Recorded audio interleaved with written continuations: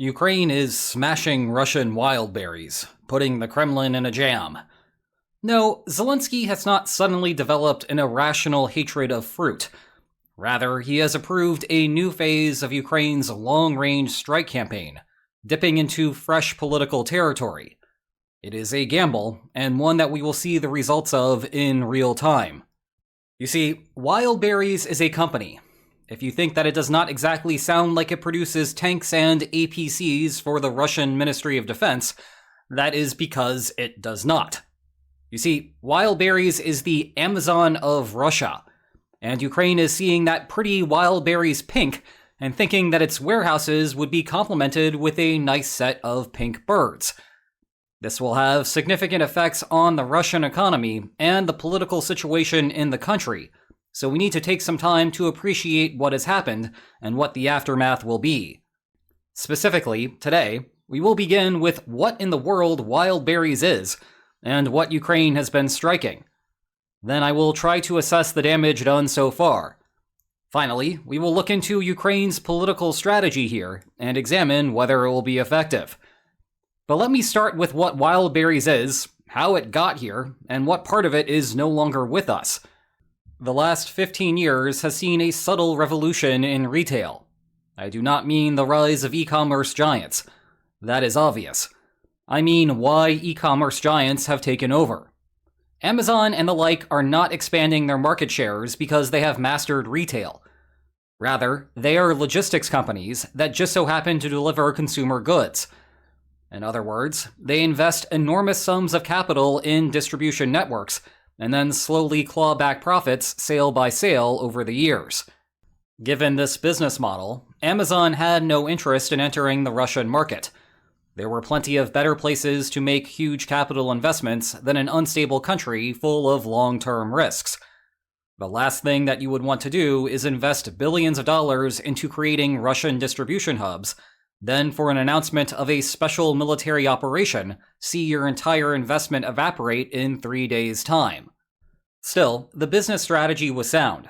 You just needed a Russian to build it. Enter Tatiana Kim, an ethnic Korean who was born in Grozny, and who also selected an English name for her company.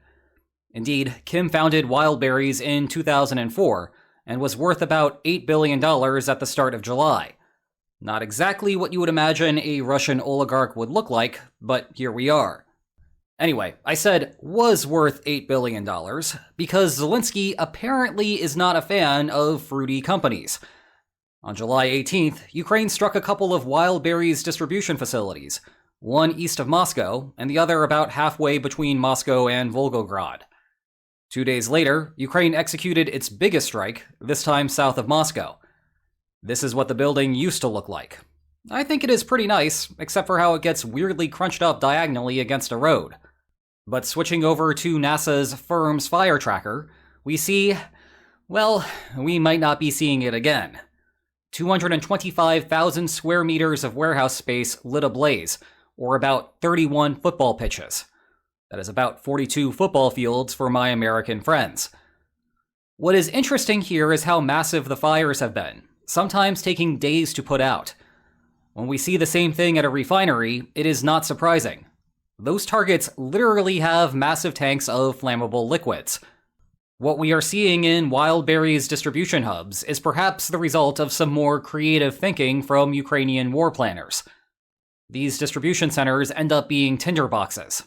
Cardboard, textiles, lithium-ion batteries, aerosols, and plastics. Not exactly a list of products known for fire stability. Perhaps that is why Ukraine continued its assault with 2 more strikes east of Crimea on July 22nd. Then, on July 24th, there were a pair of strikes in St. Petersburg, one north of Moscow, and one final one on the capital of Crimea. I am now anxiously watching time tick by, worried that this video will be out of date by the time that I publish it. The damage here is significant. The strikes from July 18th to the 20th caused an estimated $457 million in damage. This is to the point that there are questions whether it is too much for insurance companies to pay out, leading to second-order market consequences. There are also significant network consequences, as I would hate to be the person now responsible for managing Wildberries' countrywide inventories. Those July 18th to the 20th strikes erased about 10% of the company's logistics capacity. Now, Wildberries has a massive footprint, with around 200 facilities across Russia. About 10 of them are roughly the same size as the targets of the initial attacks, meaning that Ukraine could erase 20 to 25% of the company's operations, with only a handful more strikes. This puts the Kremlin in a bit of a bind. The MOD was already struggling to have its air defenses cover Russian oil refineries. Can they afford to allocate yet more resources to another set of potential targets? Also, consider the more general absurdity of the situation. Just imagine a world where every Amazon distribution center in the United States had its own anti-drone and anti-missile batteries. And while I have focused on Wildberries for today, Ukraine is not laser-focused on that single company. The July 20th strikes included a logistics park for Ozon, Wildberries' chief competitor inside of Russia. Unlike Wildberries, Ozon is publicly traded, and its stock initially dropped 4% before somewhat recovering to 2.3%, though hold tight because the July 24th attacks will soon need to be priced into that. Whatever the drop ends up being, it is partially the result of that specific strike, but also reflecting the broader additional risk for the industry. Wildberries' private valuation will have dropped by a more significant margin, as its physical losses are larger and not hypothetical. Oddly, Ukraine is also targeting meatpacking plants in Bryansk, though that one is better tied to the company's food distribution network for Russian soldiers. In any case, there are some more subtle macroeconomic consequences here. It is not just that Ukraine has destroyed a bunch of stuff. That has a straightforward inflationary effect where the same amount of rubles are now chasing fewer products. Rather, it is that the e-commerce distribution model has deflationary effects more broadly. If that model is no longer feasible in Russia as long as the war continues, it has the same general effect as erasing more product. Prices go up all the same because it costs more for consumers to physically receive goods. That conversation provides a nice segue to our final topic for today: how the new attacks affect political calculations within Russia. Ukrainian officials have tried to cast the Wildberries attacks as a consequence of the company's sales of dual-use goods, things like FPV drones and fiber optic cables, as well as non-dual-use goods like outright body armor. Now, it is true that Wildberries sells those products, and I suppose that it says something that Russian soldiers rely on a logistics company for those products. By contrast, the United States also uses private industry for its military production, but you do not see Amazon handling those deliveries. Logistics wins wars, so it is telling if you are farming that out to someone else. Nonetheless, the dual-use cover story is not exactly compelling, and it is hardly fooling anyone as an ad hoc justification for the new strategy that necessarily will inflict casualties on the Wildberries workforce. Indeed, Ukraine's commander of drone operations has made the real intent here abundantly clear. Quote, "This is about destroying, within seconds, the illusion of a comfortable peacetime existence for the obedient population of the aggressor state, striking at the most sensitive part of the comfort zone of ordinary imperial patriots and supporters of President Vladimir Putin." Thus, the true intent here is something completely different from anything we have seen before. Sure, the oil refinery campaign has led to significant hardships for Russian consumers, but that is not the main purpose of those strikes. Rather, the Kremlin funds its war machine through oil receipts. Consequently, destroy the oil wealth, destroy the Russian army. Instead, the Wildberries strikes are primarily about affecting Russian consumers and businesses. Indeed, small businesses that use Wildberries for fulfillment are fuming right now.